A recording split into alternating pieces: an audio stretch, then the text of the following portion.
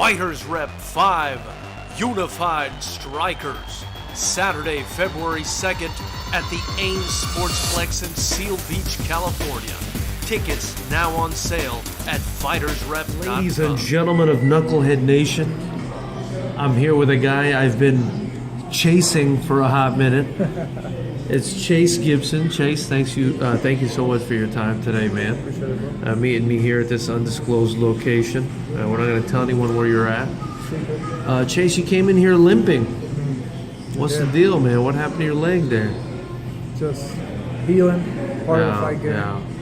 Is what it is. I feel you. I feel you. Chase, you're a pro MMA fighter. Yes, sir. Your brother Cooper, also pro MMA fighter. Yep. The Diaz brothers are in the news big time right now. Yeah. Looks like they're not the only brothers that are pro MMA fighters that are successful. Now, from what I hear talking to other people in the fight game, you guys are something to watch out for. Kind of tell me who you've been fighting for, you and your brother, so far in your careers. My first 3 pro fights have been for King of the Cage. Yeah. I did I think 3 or 4.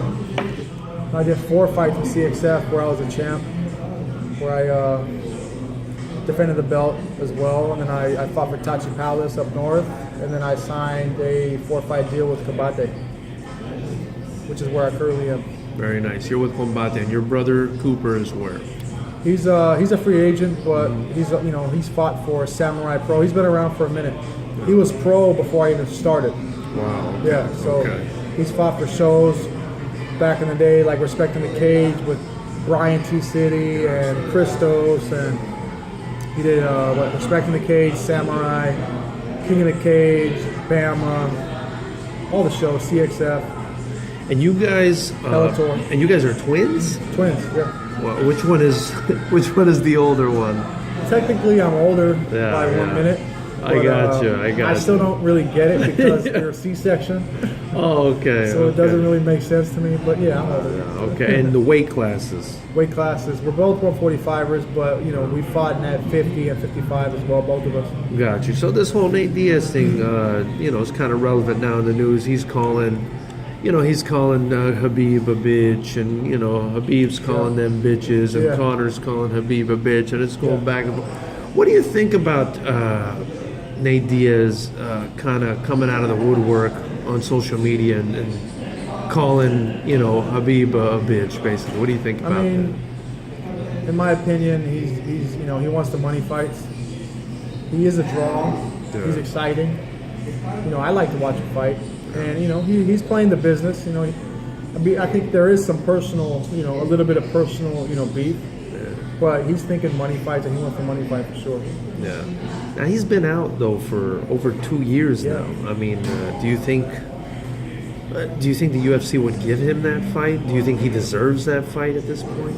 I think the UFC will, because they're kind of, without McGregor being super active or Ronda Rousey being super active, this is their money fight. They make money. This is their money fight. So it'd be smart for them to do that, because Khabib's a seller, and so is Nate Diaz, and that's probably the biggest money fight there is on the table, in my opinion. I talked about this on the channel just recently, and I mentioned if the UFC is generating the amount of money that they claim to be doing, and doing as well as they claim to be doing, which I have no reason to doubt, really. But when I look at this situation, I'm like, well, if you're doing that well, you should have leverage, right? Why would they bother making a fight like this if they're doing so well and they have leverage? I mean, can't they just give the guys in line who probably deserve the fight more that fight? I mean, what do you think about that? Because there's Ferguson, there's other guys, there's Iaquinta, there's other guys that can take that fight. I mean, we've kind of we've seen through Brock Lesnar, for example, who doesn't deserve any kind of big fight at all. Even CM Punk. I mean, let's keep it real. Those guys didn't deserve anything. I mean, Brock. I'm not gonna take anything away from Brock Lesnar. Like, he legit shows up and fights some of the toughest dudes in the world without even really training. Yeah. So I respect him. Right? And I respect CM Punk for stepping in there too, but as far as deserving it, you know, they don't really deserve it. So, you know, it kind of shows that the UFC is, you know, it's a business. They're gonna be making, you know, the money fights happen. Yeah, I got you. So the Diaz brothers are probably the most known brothers in the fight game. Yeah, the Diaz brothers for sure, and then probably the Pitbull brothers behind them. Yeah. So you know, but the Diaz brothers have been really inactive, and I think it's kind of during the prime of their careers. Yeah, for sure. What's the chances of the Gibson brothers being the next big thing? You and your brother Cooper. I mean, you're both extremely talented, training at some of the best gyms in the world, if you ask me. And I'm hearing a lot of buzz from the people that train with you guys as to how talented you guys are. What's the chances of you guys becoming the next Diaz brothers? What do you think? I think it's inevitable, and I think it's more than chance, but it's, you know, this is what we were born to do for sure, without a doubt. Like, this is destiny, and it's just a matter of time. And yeah, man, I'm excited to see where this will lead, but it's going to be somewhere. So, you know, I kind of get a vibe from people when I'm around them. Yeah. And I could be totally wrong, but I get this quiet but extremely tough, sort of borderline scary vibe from you and your brother. Like something, I mean, did something go down in your lives? I mean, because you guys are kind of quiet, but you look extremely, extremely dangerous. And I've seen you guys train a little bit and stuff like that, and it was really impressive. Thank you. You said you were meant to do this. What is it that you believe? Why do you believe that? Well, and am I right about that vibe? Yeah, I mean, there's truth in that for sure. Without sounding cocky, but yeah, there is. You know, as far as being meant to do this and born for this, this was something that I've always known in my mind and in my heart that I'm literally here on this earth to do. And it took, you know, and as far as growing up, me and my brother fought each other every single day growing up. Every day. No matter what. Over dumb shit. But, like fist fighting, or like just fist fighting, and we were cool 5 minutes later. I feel so bad for my mom and my dad because we tore up the house. But, you know, we learned a lot just doing that. And I remember we were watching UFC for the first time, and probably like, I don't know how old we were, but we were young, and we watched it. We're like, we could do that. Looking at the sprawling, we're like, we already do that naturally. It was crazy. But I literally remember, you know, watching some of the UFCs, and like, I could do that, like, for sure. I knew I could. And then, you know, it's always, you know, I've always been infatuated by fighting and, you know, everything involved on the technical side, and then just, you know, as a young kid who got into a lot of trouble, it was, you know, it was exciting, it was fun. And, you know, it took, but there's a difference from being a fighter and being an athlete, disciplined athlete. I was always a fighter, but it took me getting sober and going through a lot from, you know, 10, 12 to 20, 21, you know, in and out of jail, rehabs, overdoses, gangbanging, robberies. This was, you know, that was literally my childhood. Wow. And, you know, becoming an athlete, a disciplined athlete at that, was different than being a fighter, right? I was always a fighter, but becoming an athlete, that was, you know, challenging, disciplining. I had to get sober. I had to change my life. And I give MMA, first God and Jesus Christ, but second MMA, and the combination of the two is what really changed my life. Like, that's what I mean by I'm born here to do this. Right? This is my ministry, and this is my, you know, destiny. Yeah. You said 10 or 12? Yeah. What kind of happened, if you don't mind me asking, you know, between 10 and 12 that kind of set you down that road? I don't remember what grade I was in, but really, like, you know, growing up, I was always, you know, curious in the sense of, you know, wanting to smoke cigarettes and, you know, drink a beer and steal that, or I was always, you know, doing some stuff. And I can say it was my parents split up when I was young or this and that. But at the end of the day, who knows? Yeah. You know, many people's parents split up and they're fine. For me, I know that, everybody in my immediate family has, some genetic disposition to drugs and alcohol. Yeah. Right? So, really as soon as I started, it was off to the races immediately. There was no fun. It was always fun with problems immediately. I see. Right? So it just escalated, very quickly and rapidly, and maybe that saved my life. Just you or your brother too? No, both of us. The both of you? Yeah. I see.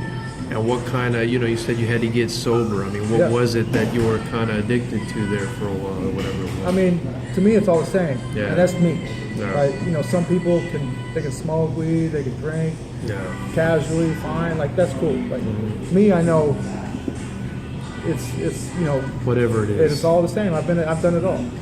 Yeah. I've done it all. I got you. Yeah.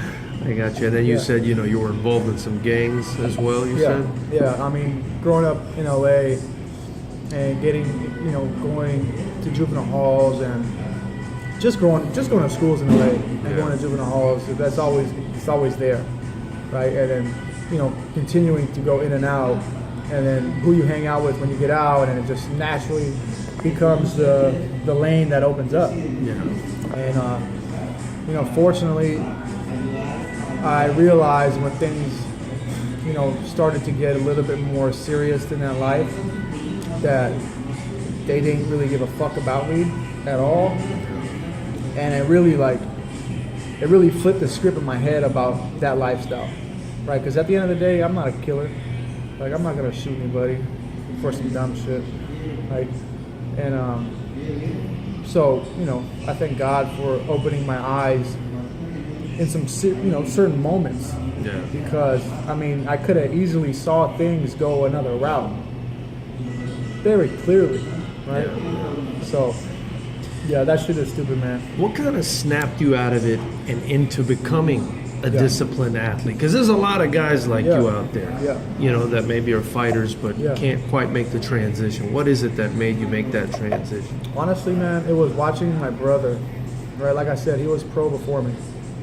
He was a professional fighter before me. Long story short, at 17, we got charged with armed robbery.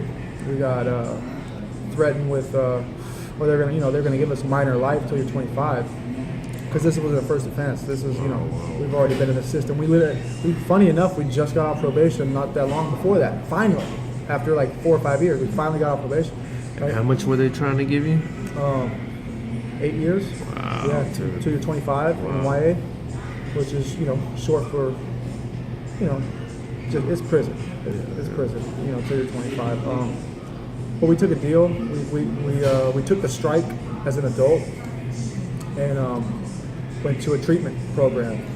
And this treatment program was no joke. This was like much harder than just doing time. Like, this was a life-changing kind of program that drills into you honesty and accountability and getting into action and kind of letting go of really changing. Like, I grew up there.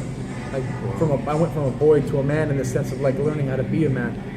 But anyways, we both got sober, right?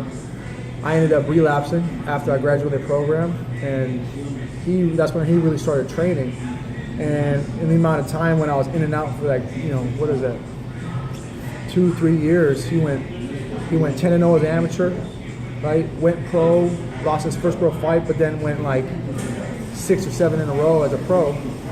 And I'm watching my twin brother kill it, right? Who else to really make you look at yourself when you can see your twin brother? Yeah. While I'm doing fucking, it's perfect. It's perfect. I'm doing dumb shit and getting high and not being a man. I'm watching my brother, at 19, 20, win fights and support himself and show me, this is what I can do. And honestly, I give a lot of credit to God and my brother for that, because that gave me the in-your-face example of like, hey, wake the fuck up. Like, what are you waiting for? Are you gonna wait till you're sitting in prison or, God forbid, dead, looking back like, man, So I started training, and you know, it's been an interesting path since then, man. So interesting, my man. You guys are so interesting. So your brother, I mean, did you guys know you wanted to fight from a long time ago, or it just at this rehab is where it happened, or? No, I mean, you know, funny enough, I really saw myself becoming a boxer when I was in this, you know, juvenile program when I was locked up, and I really saw boxing actually as being my way to like stay sober, right? As a kid, when I was like 14 years old, 15, I'm like, I'm gonna become a boxer, right? But my mind and my heart really was not ready for sobriety, right? And you know, for me, if I'm not sober, I'm not. There's no fighting. There's no nothing. Right? That's like I need to be. That takes me down a dark path real quick. So I just wasn't ready. And by the time I was, you know, and then my brother, he started MMA, right? So it kind of naturally fell into that plan. And I thank God that I'm doing MMA. Right? You know, for me, boxing's cool. Muay Thai is cool, but MMA, like I love MMA, man. I love the different disciplines, putting it together. And I mean, it's the fastest growing sport in the world. And why'd your brother start MMA? I mean, you know, we always knew we were going to fight. Yeah. Like we were, you know, we loved it. We were athletes. We knew we could do it. And it's just something that we've always been attracted to. The art of fighting too, not just fighting, but you know, all of it. So you guys appreciate like the variety, all the different disciplines and stuff. Yeah. And you said you were athletes. I mean, did you guys play sports before? Because you guys are, you know, you guys do seem very physically gifted. Yeah, we played hockey actually. That was our first sport. Oh. Okay. We played hockey in the South Bay and Torrance and in the South Bay and we played hockey from like 4 years old to 14. Yeah. For like 10 years we played hockey. Probably wasn't fun playing hockey with you guys, huh? Yeah, I was pretty like, I was a good sportsman always. Oh, okay. Yeah, So I that's wasn't too dirty. No. You guys were knocking people out. No, I mean I got into a couple fights, but I honestly in those situations I didn't even start them. Oh, okay, okay. Nice. But I love, you know, hockey was, man, I loved hockey. I still love hockey. I think it's the best team sport.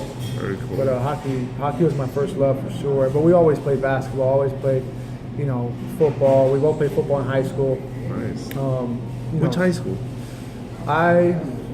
Funny story. I mean, I say high school. I mean, let me rephrase that. High school, legit, real high school. I've probably been to. I can count on both hands how many days I've actually went to high school. I see. I actually was in a juvenile facility in Idaho that allowed me to play for this local public school, right? But they did 8-man football, Ironman football. I see. So I played for one season up there. My brother played for Fairfax, which is just up the street. Cool. Yeah. Very cool. We both played linebacker.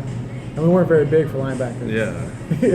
But aggressive and fast. Aggressive and That's fast, what you need to be kind of for a linebacker. Yeah, we both outside linebacker. Very nice, very nice. Kind of reminds me of Zach Thomas. I'm a Dolphins fan, you know, back when Zach Thomas was playing. So 7-3, your record now, right? Yeah. And you're still with Combate Americas. Still with Combate, yep. Any idea when that next fight's coming out? All I know is that they're going to be in Southern Cal. I think they said they'll be in SoCal in a couple months. So I'm just waiting, man. I'm ready to go though. Anything short notice, like. And what gyms are you representing? Because I've seen you at CMMA, but I think I've seen you at some other gyms too, right? Yeah. CMMA is my home gym. That's where I get, you know, all my work for the most part. But I have a striking coach with Rod McKibber. He's Team Victory, but he also trains out at his girlfriend's gym in the Valley. Nice. So I do my one-on-one work with Rod. I get all my CMMA, all my MMA work at CMMA. I can do it all there, right? But I get some sparring at Black House, and so Team Victory, Black House, and CMMA. But CMMA is the home gym. Yeah, well, that's a hell of a team, group of teams there. Good squad, man. Chase, really appreciate your time, my man. This has been really interesting. Anyone you want to shout out before I let you go? Where we can follow you on social media, whatever it is. Yeah, let me give a quick shout out to everybody at CNMA. Chad George, the head coach, my boy. All my training partners, Dominic Clark, Cooper, Julian Shore, Jonathan Quiros, everybody. I'm sure I'm missing a bunch of people. Victor Henry, the Josh Barnett squad that comes and trains with us. My coach, Rob McKiver, everybody at Team Victory. All my boys at Black House, Bubba Jenkins, Tommy Aaron, Brazilian Samurai. Everyone, this is a team effort. This is a group effort, and we don't come in here representing just ourselves, but everybody involved with our training. Sponsors, Active Therapy Center, who's been hooking me up for a long time, keeping me in tip-top shape. Taylor Ramsdale, my strength and conditioning coach at Muscle Farm, he's a beast. Very grateful for him, and he turned me into a different athlete for sure. Nice. And Zevia, my manager, Julian Gregorio from Upgrade, and Marcos Bonilla. And I think that's enough. That's enough, people. I'm trying to think of everybody, man. Sounds good, all right. Hey, thank you so much. We look forward to seeing you in that cage, man, Yes, and we really appreciate your time. Thank you, man. Thank you, Jim. Appreciate it, brother.